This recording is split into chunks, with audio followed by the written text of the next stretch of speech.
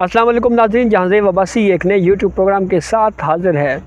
ایک بڑی خبر آج کی، رانا ثناء اللہ وفاقی وزیر داخلہ رانا ثناء اللہ کی گرفتاری کا معاملہ۔ یہ معاملہ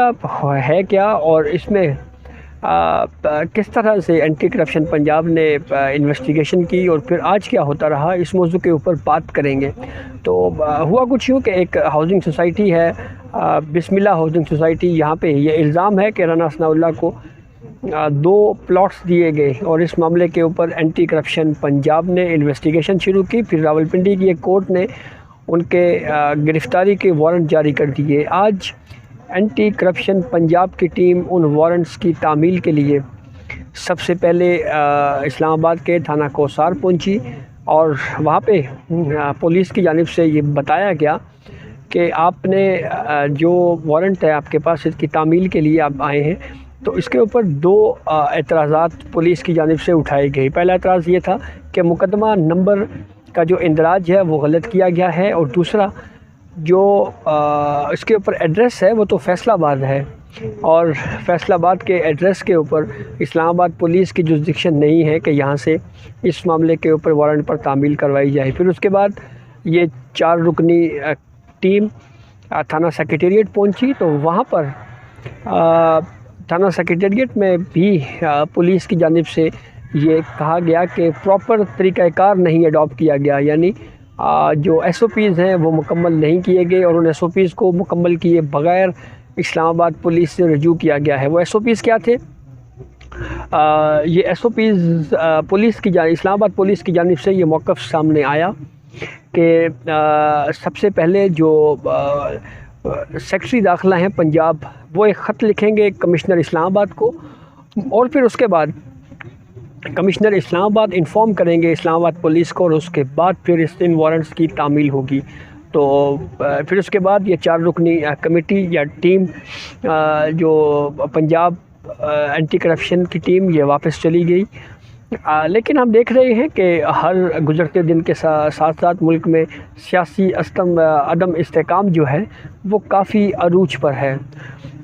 مقدمہ بازی کا سلسلہ دونوں جانب سے جاری ہے، اور یہ معاملہ کب تک رکے گا، کب تک رک سکتا ہے۔ دوسری جانب حکومت کا یہ موقف ہے کہ وفاقی وزیر داخلہ رانا ثناء اللہ جس طرح کے اقدامات کر رہے ہیں لانگ مارچ کے خلاف، اور عمران خان کو بھی خطرہ ہے کہ وہ گرفتار ہو سکتے ہیں، تو اس لیے اس ممکنہ گرفتاری سے بچنے کے لیے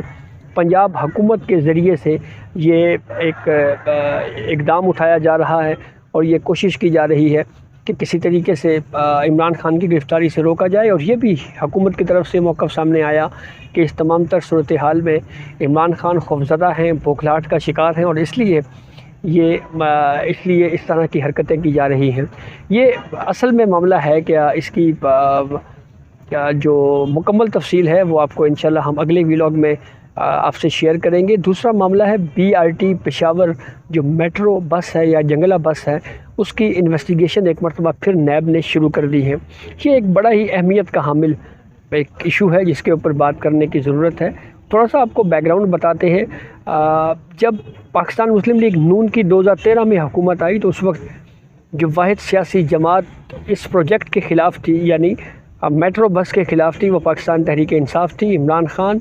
ہمیشہ کنٹینر پر چڑھ کر یہ الزامات لگاتے رہے کہ یہ کک بیکس حاصل کرنے کے لیے پروجیکٹ شروع کیا گیا ہے، اور جو عوام ہے اس کے اوپر پیسہ خرچ ہونا چاہیے، اس طرح سے ترقیاتی منصوبوں کے اوپر پیسہ خرچ نہیں ہونا چاہیے۔ لیکن پھر اس کے بعد عمران خان نے ایک مرتبہ پھر یو ٹرن لیا، کیونکہ وہ یو ٹرن کے ماہر مانے جاتے ہیں، اور انہوں نے پشاور میں میٹرو منصوبہ یعنی جنگلہ بس یا میٹرو بس وہاں پہ شروع کی، اور وہ منصوبہ انتہائی ناقص ہمیں نظر آیا۔ کبھی ان بسز کو آگ لگ جاتی، کبھی چلتے چلتے یہ بسز خراب ہو جاتی، کاسٹ بہت زیادہ بڑھ گئی، بڑا مہنگا پروجیکٹ تھا یہ۔ اس معاملے کے اوپر کچھ شہری پشاور ہائی کورٹ چلے گئے، وہاں پہ مرحوم justice Waqar Seth chief justice Peshawar high court تھے، ان کی سربراہی میں بینچ نے FIA کو انویسٹیگیشن کرنے کا حکم دے دیا۔ FIA کی انویسٹیگیشن کے خلاف عمران خان نے سپریم کورٹ آف پاکستان سے رجوع کیا، اور پھر وہی ہوا جو اکثر اس طرح کے کیسز میں ہوتا ہے۔ سپریم کورٹ آف پاکستان نے FIA کو تحقیقات سے روکا، اور پھر یہ معاملہ واپس متعلقہ فورم کے اوپر چھوڑ دیا، اور اب لیکن نیب ایک مرتبہ پھر اس معاملے کے اوپر انویسٹیگیشن کرنا شروع ہو گیا ہے، انتہائی اہمیت کا حامل، کیونکہ اس میں اربوں خربوں روپے کا خرچ ہوا ہے اس منصوبے میں، اور یہ پروجیکٹ بھی اس طرح سے فعال نہیں رہا، اس میں بہت سے نقائص دیکھے گئے مشینری کے۔ پھر اس کے بعد جس طرح سے ان بسز کی کنڈیشنز تھی میڈیا رپورٹس میں، اس حوالے سے بھی کافی زیادہ جو ہے وہ پی ٹی آئی کو کرٹیسزم برداشت کرنا پڑا۔ اب نیب کی جانب سے ایک مرتبہ پھر اس معاملے پہ انویسٹیگیشن کھول دی گئی ہے، تحقیقات کا آغاز کر دیا گیا ہے۔ تو اب دیکھنا یہ ہے کہ اس معاملے میں نیب انویسٹیگیشن کر کے کیا اقدامات اس حوالے سے کرتی ہے، اور وہ انویسٹیگیشن میں کس کس طرح کے اہم شواہد سامنے آتے ہیں۔ تیسری خبر، پاکستان تحریک انصاف ممنوعہ فنڈنگ میں جو جعلی بینک اکاؤنٹس یا فیک بینک اکاؤنٹس کیس کا معاملہ ہے، جس میں کچھ بینک اکاؤنٹس کے حوالے سے ایف آئی اے نے انویسٹیگیشن شروع کی، جس میں ایک پی ٹی آئی کے رہنما کو گرفتار بھی کیا جا چکا ہے۔ تو اس معاملے کے اوپر بھی جو ہے وہ سلسلہ شروع ہو گیا ہے گرفتاریوں کا۔ جو پاکستان تحریک انصاف کی مرکزی لیڈرشپ ہے تقریباً ان سب کو ایف آئی اے نے نوٹسز جاری کیے ہوئے ہیں، کیونکہ ممنوعہ فنڈنگ میں جب الیکشن کمیشن نے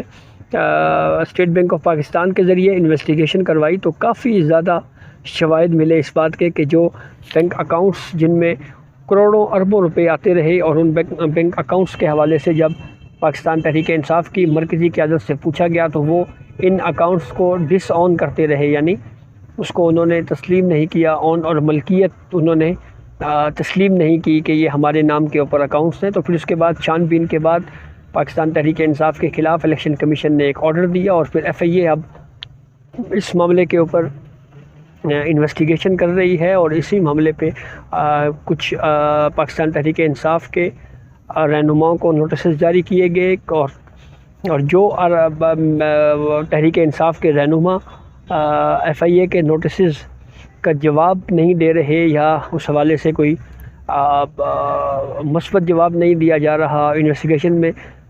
شامل نہیں ہو رہے، تو اس حوالے سے ایک گرفتاری اس معاملے کے اوپر ہو چکی ہے۔ تو یہ بھی انتہائی اہمیت کا حامل معاملہ ہے۔ پاکستان تحریک انصاف کے اوپر بھی مختلف کیسز ہیں اس وقت، جبکہ دوسری جانب پنجاب میں جو حکومتی اتحادی ہیں ان کے خلاف بھی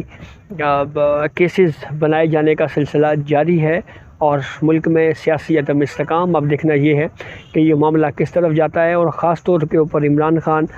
بار بار یہ دھمکیاں دے رہے ہیں کہ وہ اسلام آباد کے اوپر یلغار کریں گے، لانگ مارچ کریں گے۔ تو اب دیکھنا یہ ہے کہ اس معاملے کے اوپر جو ملک میں سیاسی عدم استحکام ہے کیا وہ مزید بڑھتا ہے، کیونکہ ملک میں جو سیاسی عدم استحکام ہے وہ در حقیقت ملک کی معیشت سے جڑا ہوا ہے۔ تو یہ ایک طرف معاشی بحران، دوسری طرف سیاسی بحران، تو یہ اس صورتحال میں سیاستدانوں کی آپس کی لڑائیاں، اور اس تمام تر صورتحال میں جو اصل نقصان ہے وہ ملک اور قوم کا ہو رہا ہے۔ تو یہ بہرحال 3 سٹوریز تھی جس سے ہم نے آپ کو آگاہ کیا۔ بہت شکریہ۔